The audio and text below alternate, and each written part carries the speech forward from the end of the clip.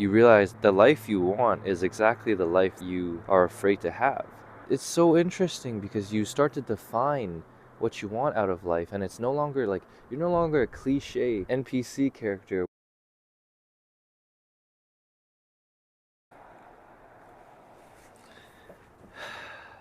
Have you ever struggled with playing it safe, man?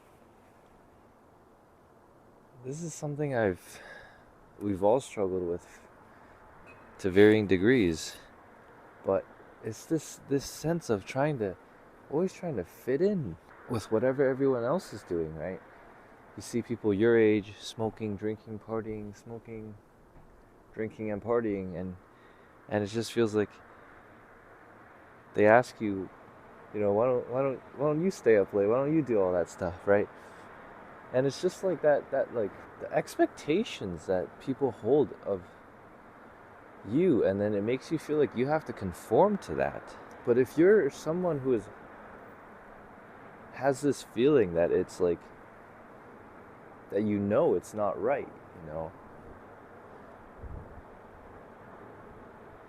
and you know that in a way that's a way of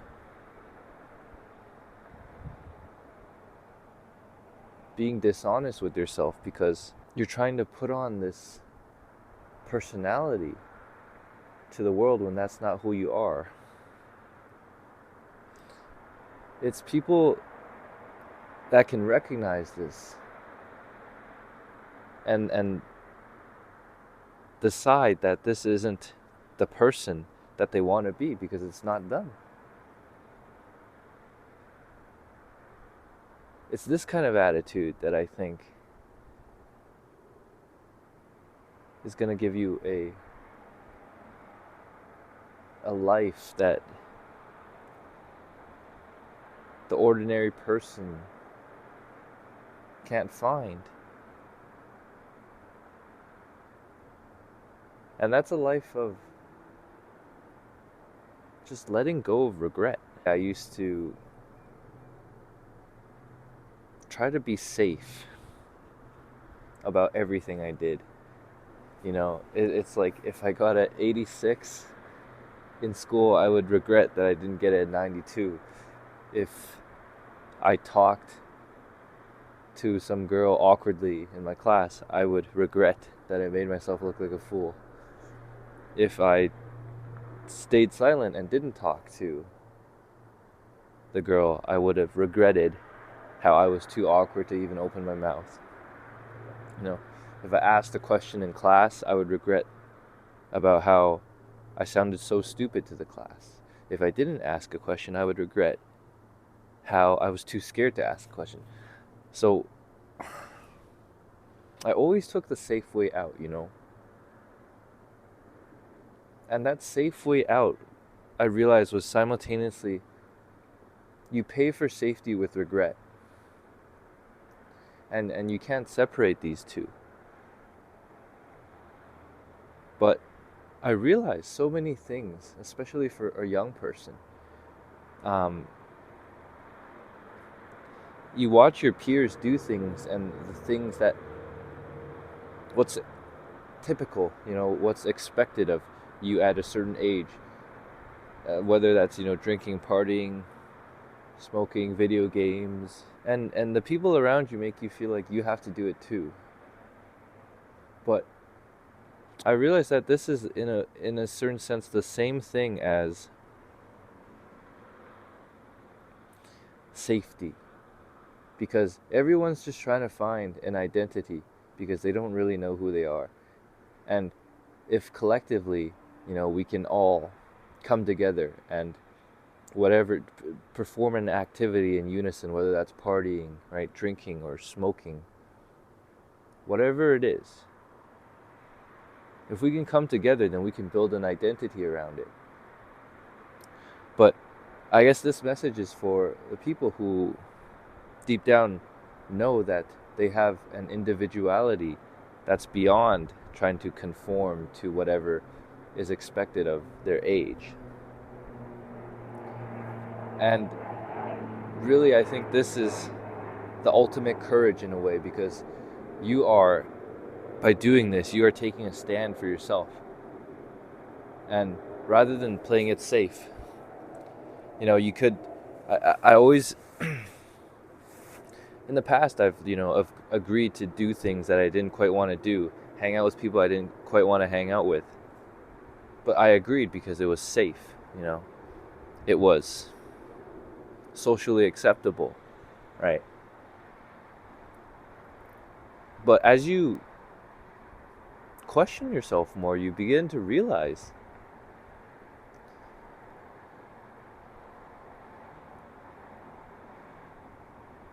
that you've just been playing it safe.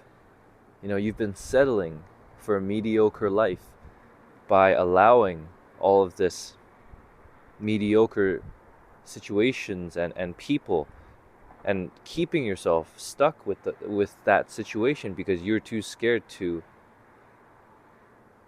stop playing it safe. And when you keep playing it safe like that, there's always this sense of regret that, like, why did I? But then you feel trapped. You feel like you have to stick with the same people. You have to, stay at the same job, spend all night doing meaningless things with people who aren't very dear to you. And at some point you stop playing it safe. You decide to kind of respect your own sense of intelligence. Is your own gut feeling, because too many of us don't listen to our gut feeling, and so we stay stuck with people and situations that we don't feel is right deep down.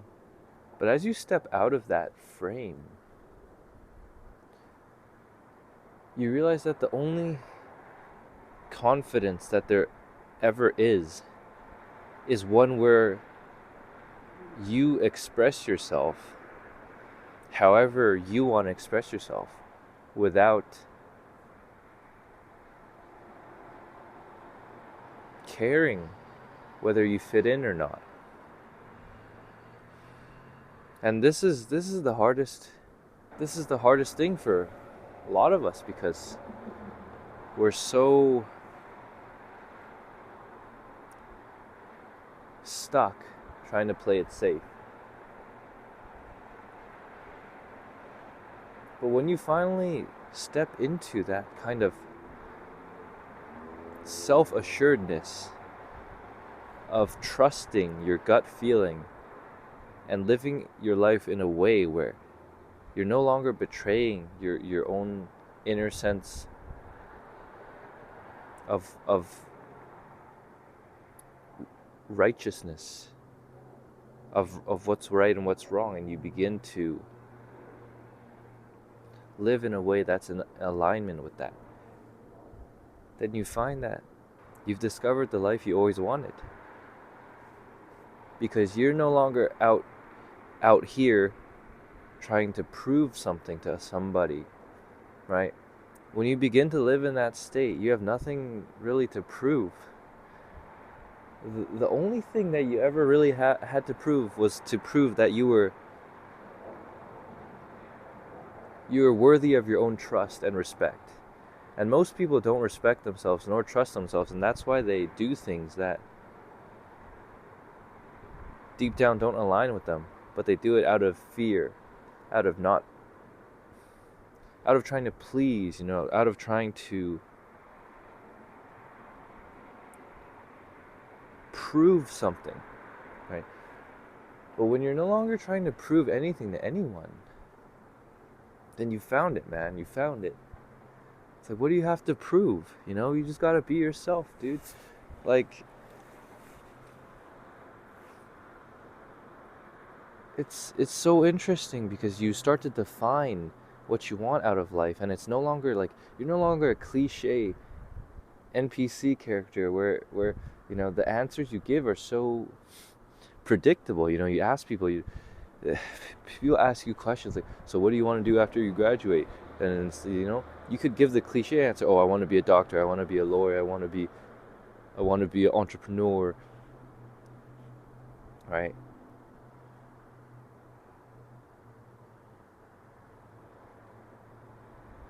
But only you have that answer that's deep within you, that you're scared to express, because expressing it would entail a kind of social rejection that all of us are afraid of. But as you learn to lean into that more and more, you realize that the life you want is exactly the life that you are afraid to have. And if you can just